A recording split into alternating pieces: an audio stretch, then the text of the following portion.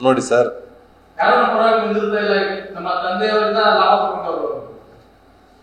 ತಂದೆಯವ್ರ ಬಗ್ಗೆ ಲಾಭ ಪಡ್ಕೊಂಡಂತವ್ರು ಮುಂದ್ ಬರ್ತಾರೆ ಅನ್ನೋದು ಅದಲ್ಲ.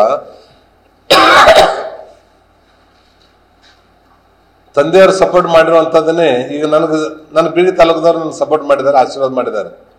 ಒಂದು ನನ್ನ ಆರಿಸಿ ತಂದಿದ್ದಾರೆ, ನನ್ನ ಮನೆಯಲ್ಲಿ ಕೊಡಿಸಿದ್ದಾರೆ.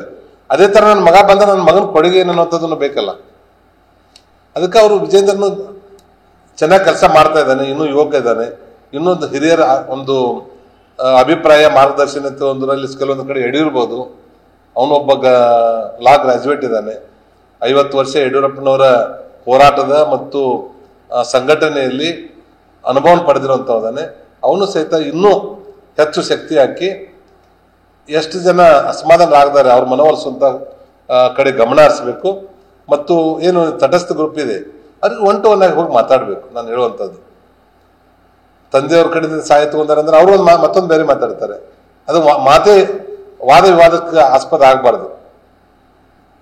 ಅವ್ರು ಒಟ್ಟಾರೆ ಈ ಅಸಮಾಧಾನವನ್ನ ಮುಂದುವರಿಸಲಾರ್ದೇನೆ 4 ಗೋಡೆ ನಡುವೆ ಅದನ್ನು ಸರಿ ಮಾಡಿಕೊಂಡು ಲಕ್ಷಾಂತರ ಕಾರ್ಯಕರ್ತರಿದ್ದಾರೆ. ಲಕ್ಷಾಂತರ ಕಾರ್ಯಕರ್ತರು ಯಾವುದೇ ರೀತಿಯಿಂದ ಅಧಿಕಾರ ಅನುಭವಿಸದೇ ಇರುವಂತ ಪಕ್ಷಕ್ಕಾಗಿ ಜೀವಕ್ಕೆ ಜೀವ ಕೊಟ್ಟಂತವ್ರು ಬಹಳಷ್ಟು ಜನ ಇದ್ದಾರೆ. ಅವ್ರಿಗೆ ಅನ್ಯಾಯ ಆಗ್ತಾ ಈಗ ಮುರುಗೇಶ್ ನಿರಾಣಿ ಎಷ್ಟು ದುಡಿದಿದ್ದೀನಿ, ನನಗೆ ಅದರ MLA ಆಗಿದ್ದೀನಿ, ಮಂತ್ರಿನಾಗಿದ್ದೀನಿ. ನಮ್ಮಂತರ ಸಫರ್ ಆಗುದಿಲ್ಲ. ಈಗ ಅವ್ರು ಬೇರೆ ಬೇರೆ ತಟಸ್ಥ ಗ್ರೂಪ್ದವರು ಸಫರ್ ಆಗುದಿಲ್ಲ. ಅಸಮಾಧಾನ ಆಗಿರುತ್ತೆ ಗ್ರೂಪ್ ದೊಡ್ಡ ಬೆಲೆ ತೆತ್ತಬೇಕಾಗಿಲ್ಲ. ಆದ್ರೆ ಇನ್ನೂ ಏನೂ ಆಗದೆ ಇರುವಂತ ಲಕ್ಷಾಂತರ ಕಾರ್ಯಕರ್ತರು ಏನಿದ್ದಾರೆ ಅವ್ರು ಬಹಳ ಅನ್ಯಾಯ ಆಗ್ತದೆ.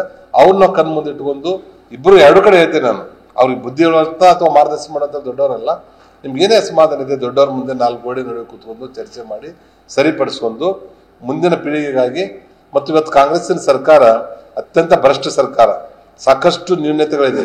ಅವನ್ನ ಎತ್ತಿ ನಾವು ಹೋರಾಟ ಮಾಡ್ಲಿಕ್ಕೆ ಅವಕಾಶಗಳಿದೆ. ಅವನ್ನೆಲ್ಲ ಬಿಟ್ಟು ನಮ್ಮಷ್ಟು ನಾವೇ ಬಡ್ದಾಡ್ಕೊತ ಕೂತ್ರೆ ಅದರದ್ದು ಕಾಂಗ್ರೆಸ್ನವ್ರಿಗೊಂದು ಅವ್ರು ಕೇಳೋರು ಯಾರು ಇಲ್ದಂಗೆ ಆಗುತ್ತೆ. ಆ ಕಡೆ ನಾವು ಗಮನ ಹರಿಸುವಂಥದ್ದು ಇವತ್ತಿನ ಬಹಳ ಒಳ್ಳೆ ಸಂದರ್ಭ ಇದೆ. ಅದು ನಮ್ಮ ಅಸಮಾಧಾನವನ್ನು ಬದಿಗಿಟ್ಟು ಎಲ್ಲರೂ ಒಂದಾಗಿ ಒಟ್ಟಾಗಿ ಈ ಕಾಂಗ್ರೆಸ್ಸಿನ ಭ್ರಷ್ಟಾಚಾರ, ಕಾಂಗ್ರೆಸ್ಸಿನ ದುರಾಡಳಿತ ಮತ್ತು ಕಾಂಗ್ರೆಸ್ಸಿನ ಅಭಿವೃದ್ಧಿ ಕೆಲಸ ಕುಂಠಿತಗೊಳಿಸಿದ್ರ ಕಡೆ ಎಲ್ಲರೂ ಕೂಡ ಹೋರಾಟ ಮಾಡುವಂಥದ್ದು ಒಳ್ಳೇದಂತೇಳಿ ನನ್ನ ಭಾವನೆ.